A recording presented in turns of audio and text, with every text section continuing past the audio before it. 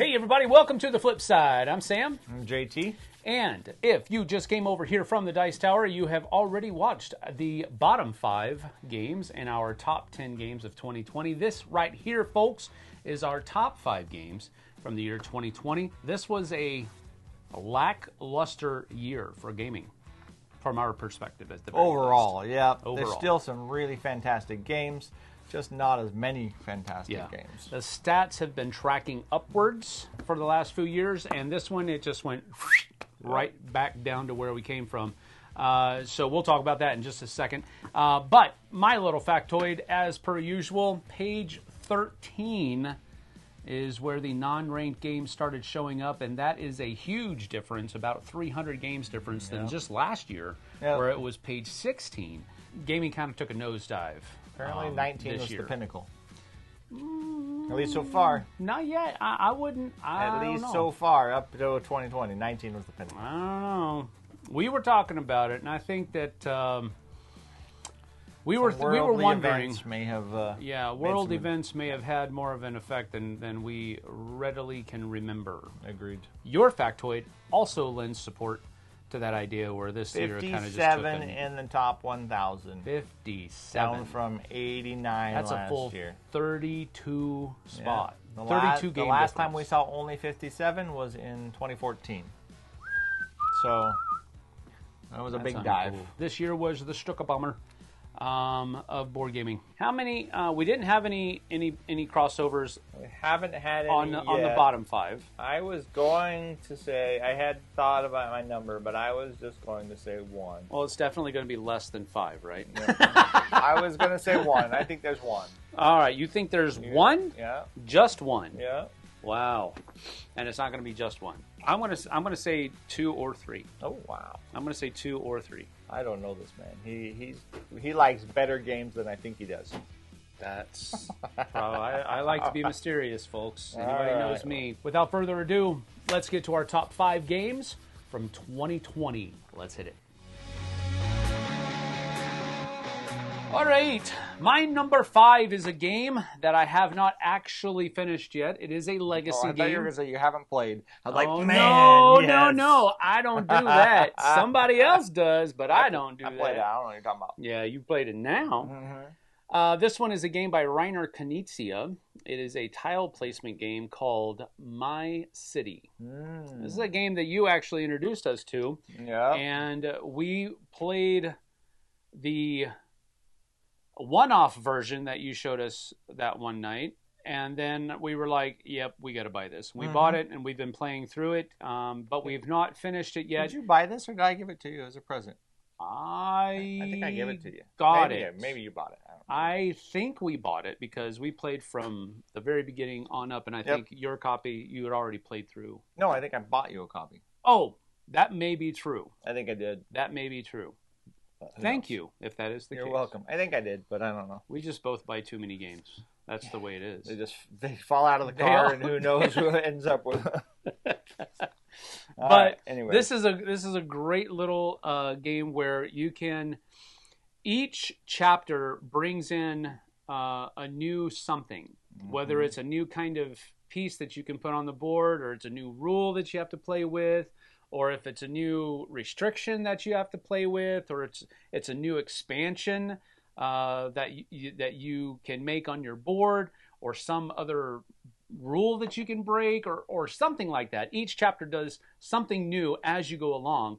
And of course, it's a legacy style game, so you're putting stickers on the board, you're sometimes covering up other things with those stickers. There's just a lot of cool stuff that's going on, but generally speaking, it's just a grid coverage game where you're taking these different they're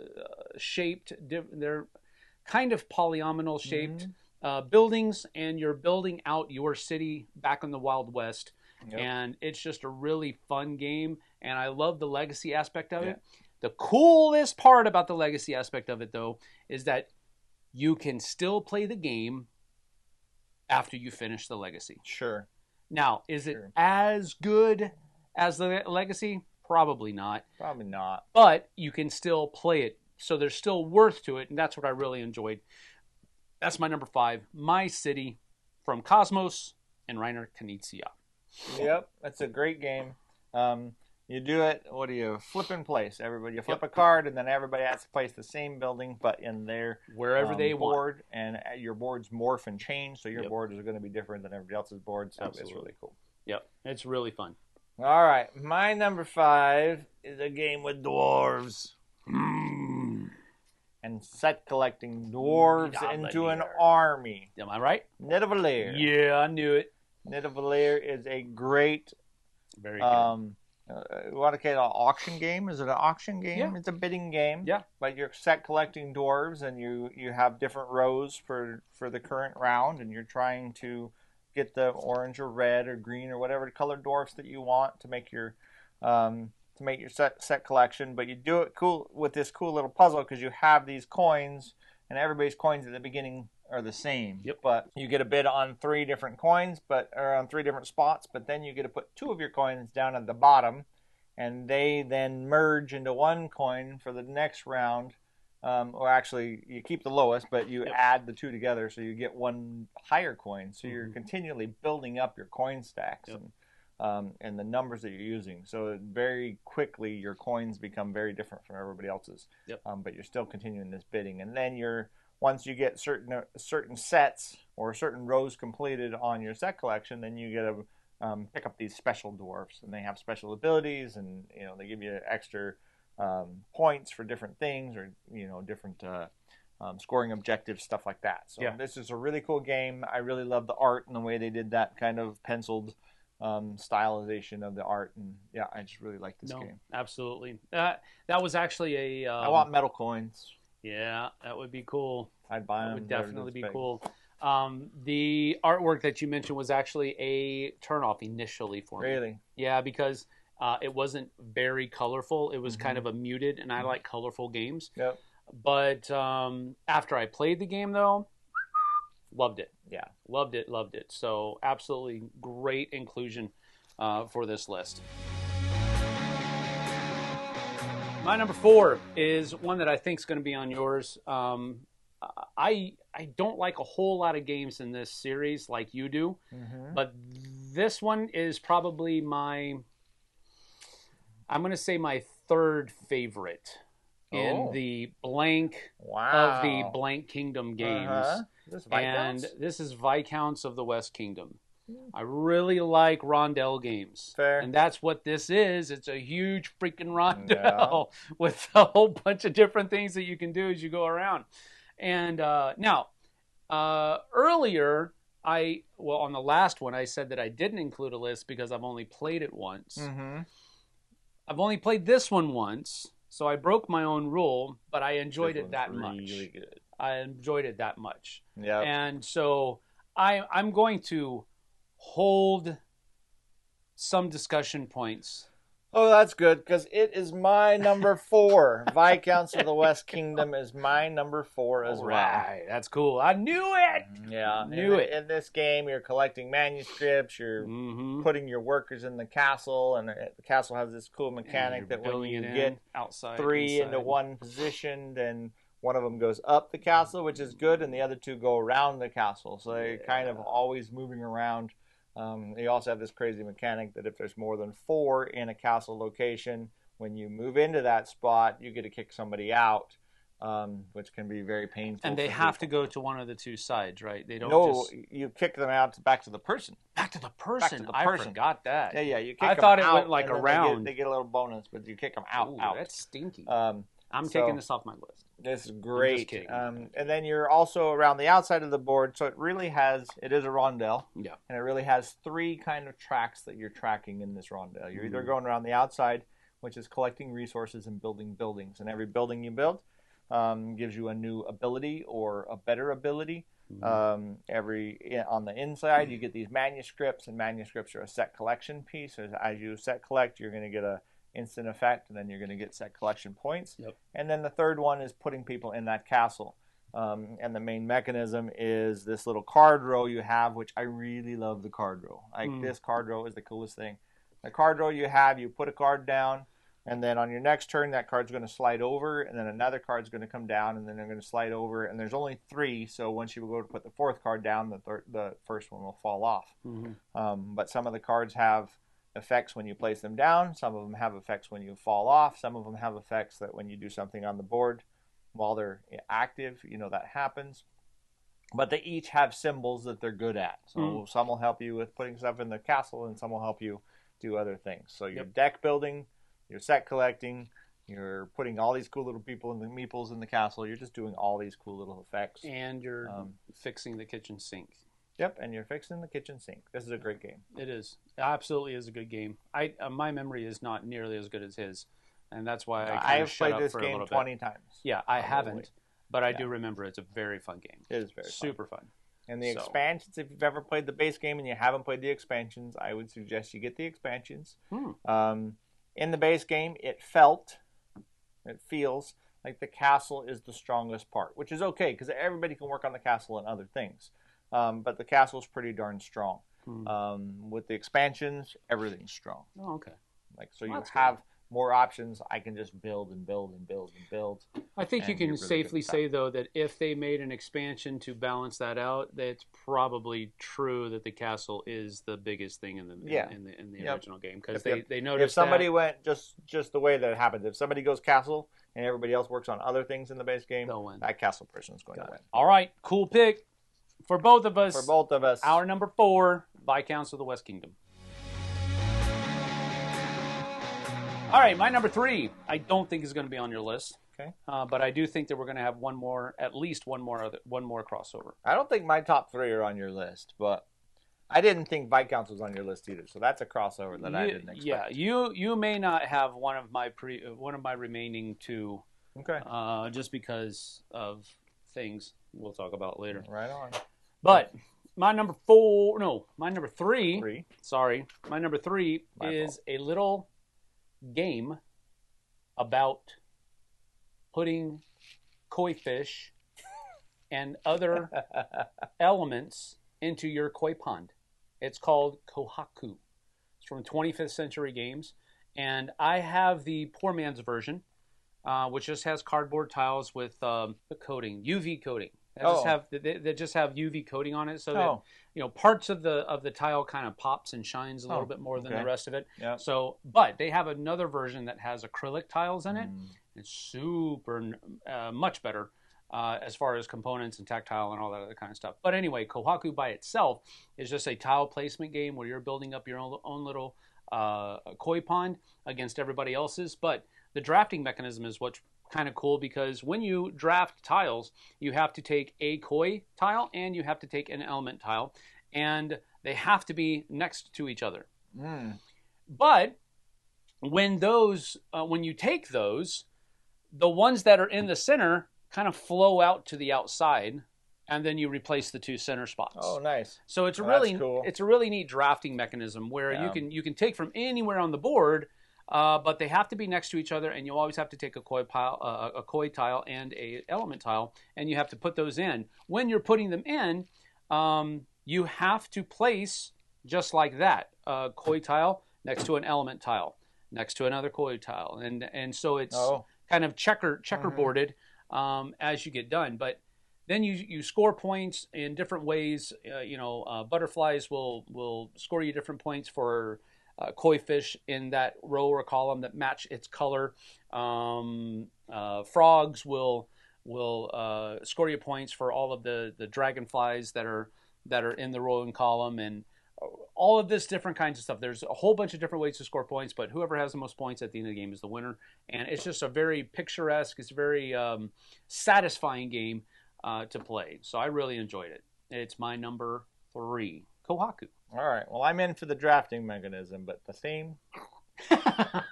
Well, again, the theme isn't down my wheelhouse either. It's definitely not down my alley either. It's just, but it's such a fun game, and it's such a simple game, and it's a pretty game as well. So those are all things that kind of overcame the theme for me. That's fair. All right. My number 3 game. It's probably no surprise to you. I don't know where you expected it to be, but I know you know it's on here, and that is Dune Imperium. By Paul Dennen and Direwolf Games. Dune Imperium is so stinking good. Like, there are a few games in my life, and there really are. every once in a while I'll play a game. The first time I put it down on the table and I play it, and I'm just like starstruck. And this is one of those games, like the way that the deck building works and the worker placement works, and all of the mechanisms work together, and that tight race for going up the track, and how cool I know there's a battle portion of it, and some people don't like the battle portion of it, but the battle portion is so integral in your. Sometimes you don't want to be in it. Sometimes you do want to be in it. Sometimes you waste way too many troops in it. Yep. The battle portion is integral in your strategy in this game. But this game is fantastic. It's super tight. Like the mechanisms are just so darn good. Yeah. And I love the Dune theme. I love the IP. Anyways, I've always liked the IP ever since way back when the first movies came out. And I haven't read all of the books, but the first couple of books, first 3, I think. But it's a really cool game. You don't have to read the books to like the IP. You don't. I've read none of the books. I've seen if you read the books, you might not like the movies, or vice versa. But that's true. They're good movies on That's their true. own. They're really good movies. That's true. I like them. But yeah, I just didn't like the TV series from Sci-Fi Channel way back in the day. The TV series? Yeah, there was a TV series. There was a Dune TV series from Dune Sci-Fi Channel. TV series. Back in There the was day. a Dune movie back in the day, Yes, that was the original. and there was a Dune TV series. And there was a Dune TV series. I and gotta then look they just this came up. out with Dune Part 1 and 2, and they're coming out with a third. Mm-hmm. So- I gotta look this up. Yeah, I don't know. You might like it. You might not. I liked the first movie, so Yeah. So people did I. call me crazy. I really enjoyed the first movie as well. Yep. It was a cinematic experience. So yeah, I liked it. My number 3, Dune Imperium. Well done. All right, my number 2 is the one that I don't know if it's going to be on your list or not. Okay. With it being number 2 or 1, it probably isn't, because this is not really. You like the heavier games, and this is definitely not a heavier game. I know you like this game, and I know this is the favorite version of this game of yours. Okay. But it's called King of Tokyo Dark Edition. I didn't include this one in my list because we we've talked already about concluded King of Tokyo in another list. Yes, so. we have. Well, this is the year where I'm breaking that rule. That's okay. Because I already did it I'm with glad Small it's World of here. Warcraft. But again, going with that microcosmic look, I'm just balancing the games that are in this year with other ones. The Dark Edition is very similar. Nay, one could say it is the exact same game as King of Tokyo, the original edition. However, Plus. what they did was they added that little track mechanism on the side that I think makes it feel very different, because the original King of Tokyo, by and of itself, it's just rolling dice and trying to, score points by being in Tokyo or hurting somebody that's in Tokyo, and that's really all there is to the game.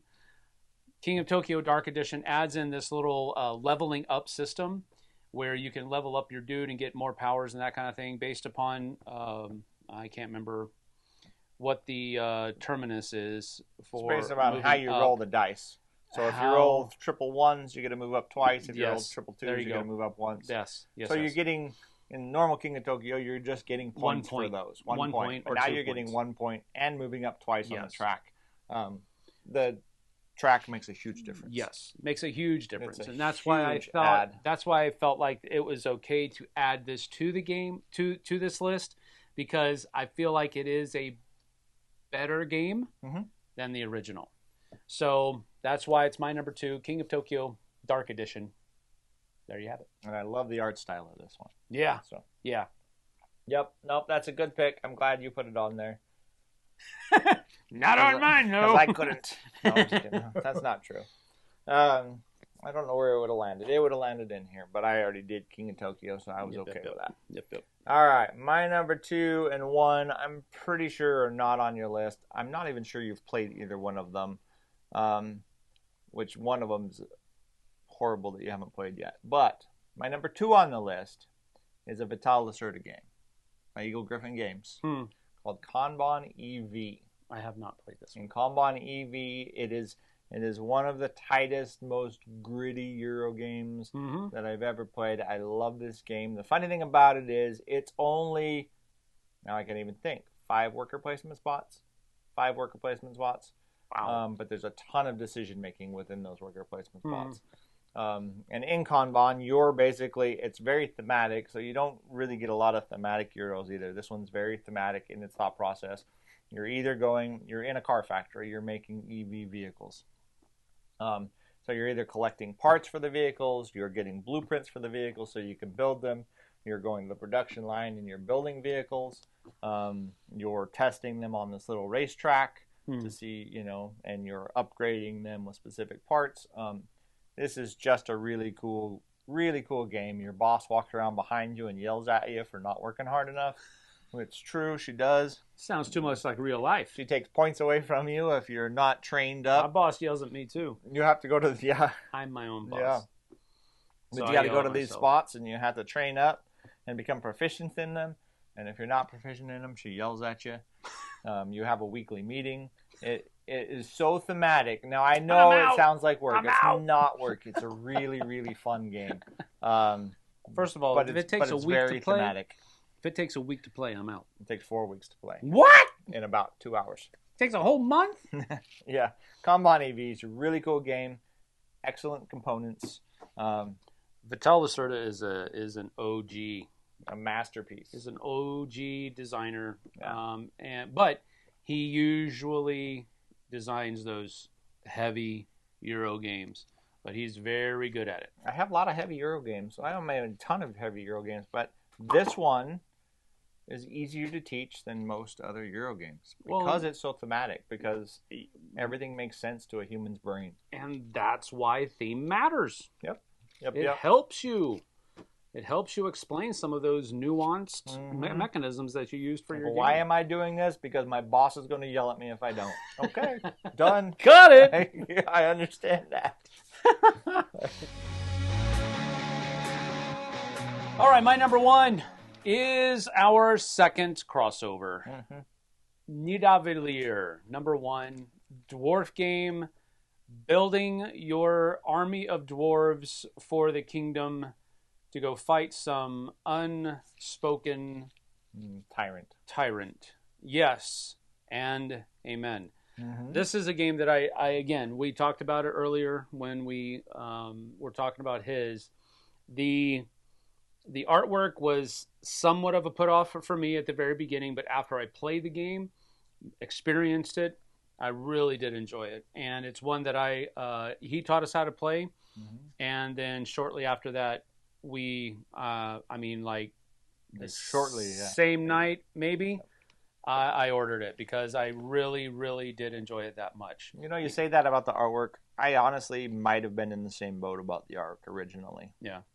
Well, I mean, it didn't grab me. It's not right away. Bad artwork. It's just it's kind of. I really like it now. It's not monochromatic. It's just less chromatic than most games, and it was very black and whitish with a little splash of color here and there. And I usually just want more color than that. That's all.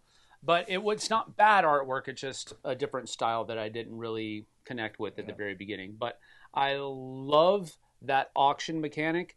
And I love the auction mechanic where you can mold together 2 of your coins to make another one. So you're always building. And that was one of the things that really kind of that hit off with me at the very beginning, was the fact that, we start off the same as far as our bidding power is concerned. But after a couple of turns, we're now very different. Yep. And so then you can kind of know, I kind of know where he's going to go and where he's going to bid and all of that kind of stuff. And the set collection aspect of it is really good. On top of that, they also have a very cool app that helps you with scoring. Calculate it. Yeah. Oh, my it's goodness. Really good. This is one of the ways where if you think really good. that you might need app integration, if you have a somewhat convoluted way of scoring points at the end of the game, make an app. Yeah. Because the app is what really kept this game on my list. Without the app, I don't know if I want to score this game that much. Yeah, that's probably true. It's really easy to make a mistake. Yeah. The and app makes it easy. The app keeps track of everything for you. So I really enjoyed it a lot. That's my number one, Nidavellir. I figured that was going to be your number one. Yes, that's sir. a good pick for number one. Yes, sir. All right, my number one is the greatest game of all time. Not in 2020, but of all time. It is the greatest game of all time. Do you know what it is? I disagree. Do you remember what it is? No. Do you remember what my number one game is? Still my number one game of all time. Dwellings of Eldervale. I know. You didn't say it. I know, but it's right there. I knew it was going to be so there. You had it on there. All right. I But knew it was Dwellings of gonna be Eldervale is a fantastic game. We always talk about how much I like hybrid games. Yeah. This is It's my number 11. the quintessential I'll say hybrid that. game. You are taking on a race of beings that have a elemental attachment to them. They can be attached to water or attached to light or whatever else, and everybody else is doing the same. And then you're mixing together all of these area tiles that match your areas, and you're building this land, and you're trying to settle it basically. And the cool thing is you start out with, or you have a certain number of workers. You start out with a couple, but you can get more. But those little workers, those little meeples, they go out there, and once you settle, they stay there, and you put their house on top of them, and they become a house there. Like they're in their house now. Yep. And they lend combat power to every area around, but they also get you some elemental affinity from that location that you build a house. So you're trying to collect elemental affinity in these different elements. Because if I have 6 dark affinity by the end of the game, I'm going to get the most points for every dark thing that I have, whether it be card or building or whatever else. So, Yeah. And at the same time, you have these monsters that roam around the board, and the monsters, like any good Euro mechanic, the monsters are a board. I can't think of the word right now. Not they're a modifier, right? They create a modifier in the area that they're at. You know, whether that's keeping you out by attacking you constantly, or whether they give you special bonuses while they're on the board. They're always giving you different modifiers as you play each and every different game. So it's just a really, really cool game. You get a little wizard meeple and a little dragon and a little warrior meeple as well. So.